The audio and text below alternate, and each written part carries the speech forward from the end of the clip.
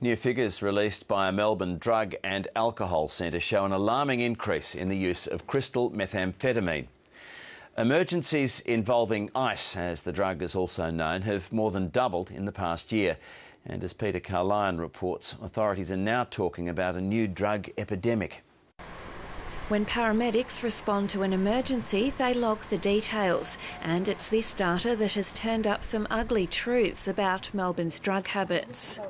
Last year alone, emergencies involving the use and abuse of crystal methamphetamine or ice more than doubled. Those involving cannabis were up 15% and alcohol up 12%. But it's the rapid increase in crystal meth incidents which has authorities worried. We see quite a lot of variation across illicit drugs from year to year, but this increase is a substantial increase and is definitely a cause for concern. And it doesn't discriminate.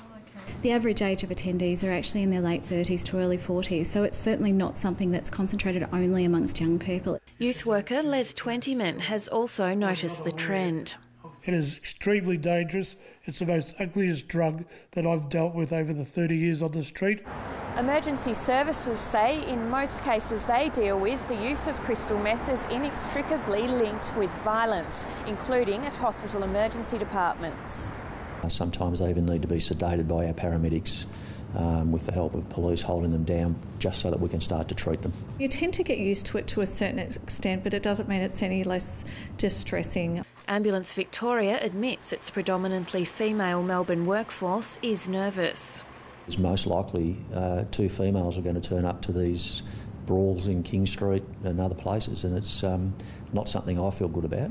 While emergency workers do what they can, all the experts agree more drug awareness education is desperately needed. Peter Carlyon, ABC News, Melbourne.